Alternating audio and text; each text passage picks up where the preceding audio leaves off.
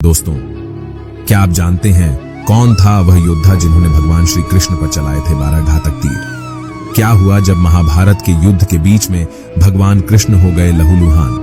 तो चलिए जानते आज के हमारे इस वीडियो में। आगे बढ़ने से पहले अगर आपने हमारे चैनल को अभी तक सब्सक्राइब नहीं किया है तो इस वीडियो के नीचे दिए गए सब्सक्राइब बटन पर क्लिक करके हमारे साथ जुड़ सकते हैं। इससे आप हमारे आने वाले वीडियो को भी बिना चूके देख पाएंगे।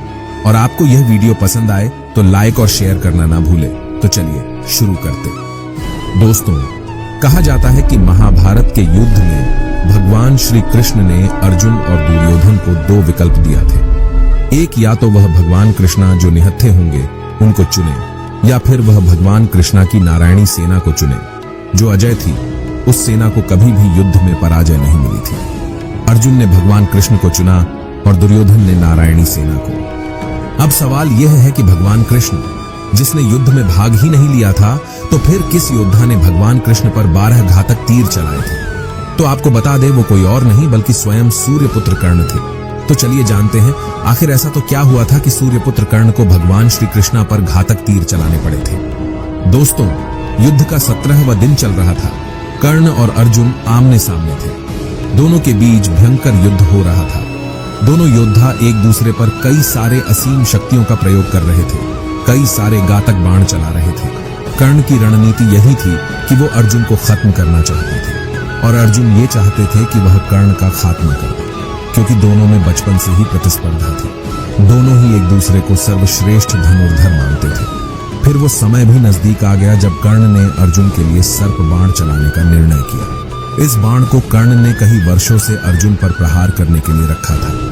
वास्तव में ये बाण पाताल लोक में अश्वसेन नाम का एक नाग था जो अर्जुन को सबसे बड़ा शत्रु मानता था, क्योंकि अर्जुन ने खांडव वन के सर्पों को वहां से हटा दिया था और वहां इंद्रप्रस्थ नाम का शहर बसाया था। अश्वसेन तब से ही अर्जुन को मारने के लिए मौके की तलाश में था। महाभारत के कई ग्रंथों में हमने सुना है कि तक्षक अर्जुन को मारना चाहता था। आपको बता दें कि तक्षक ही अश्वसेन है। अलग अलग ग्रंथों में उसको अलग अलग नाम से जाना जाता है।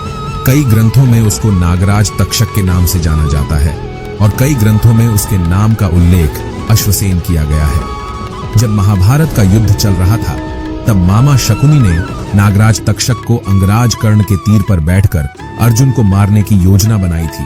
नागराज तक्षक पहले से जानते थे कि अर्जुन को मारने की क्षमता अंगराज कर्ण के तीरों में ही है और नागराज तक्षक इसी मौके की तलाश में थे कि जब वह अर्जुन को मार सके।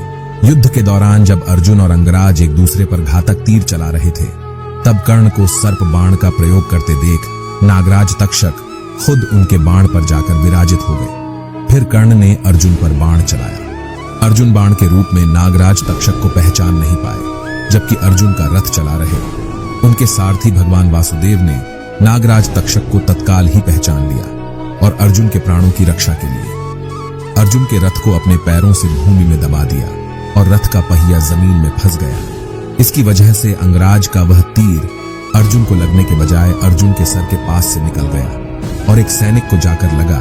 इस तरह वासुदेव ने अर्जुन को बचा लिया। जब भगवान कृष्ण और अर्जुन रथ का पहिया निकालने के लिए जमीन पर उतरे तब मौका देख अंगराज कर्ण ने अर्जुन पर बाण चलाने शुरू कर दिए। तभी भगवान कृष्ण ने अर्जुन के प्राण बचाने के लिए वह तीर अपने पर ले लिए और एक एक कर वह 12 बाण भगवान कृष्णा के शरीर पर जाकर लगे। इस तरह सृष्टि के रचयिता ने एक बार फिर अर्जुन के प्राण बचाए। अगर आपको यह वीडियो पसंद आया हो तो कृपया लाइक बटन दबाकर हमें बताएं। और हाँ, अगर आपको लगता है कि आपके दोस्त या परिवार के किसी सदस्य को यह जानकारी होनी चाहिए तो आप इस वीडियो को शेयर करने में कोई कसर न छोड़ें। अगर आपने हमारे चैनल को अभी तक सब्सक्राइब नहीं